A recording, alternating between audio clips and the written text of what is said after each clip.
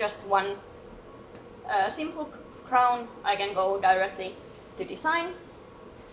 First we have a tooth that is not yet attached to the margin. There are no contacts, but when I click this magic button, apply, it will calculate this crown. Which button, sorry? Here, apply down here. Not seen that easily. Yeah.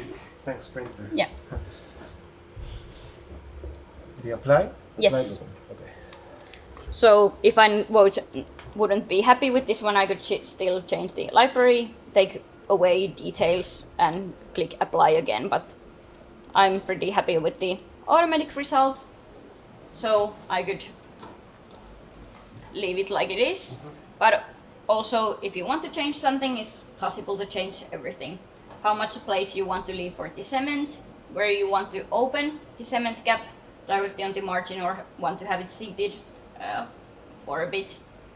Then here we do the bigger changes. I could move the crown, rotate it, expand it, shrink it.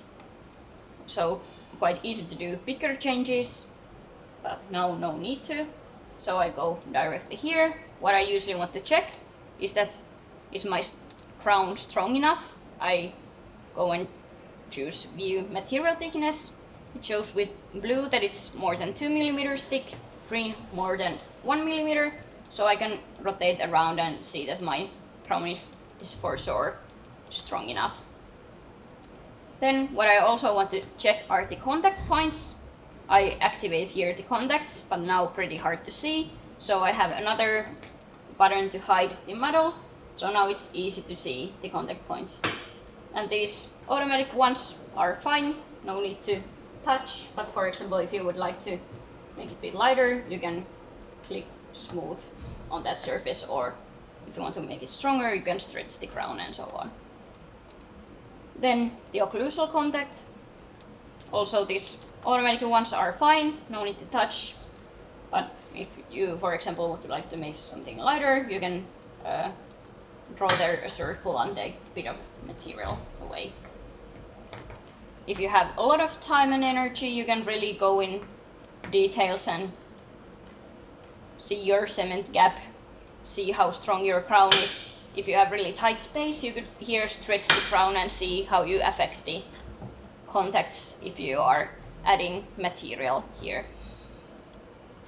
So this is quite cool tool because it shows you all the time the strength of the crown. So I can see it's more than 1 millimeter here because I have two squares there. And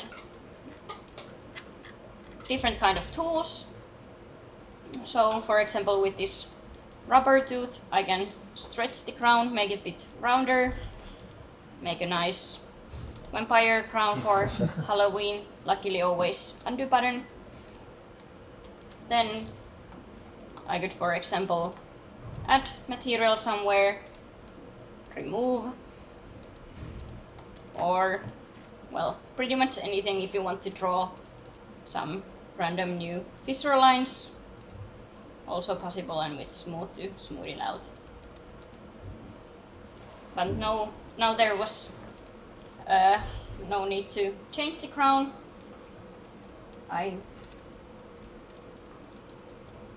will just fix what I just ruined when touching all the buttons.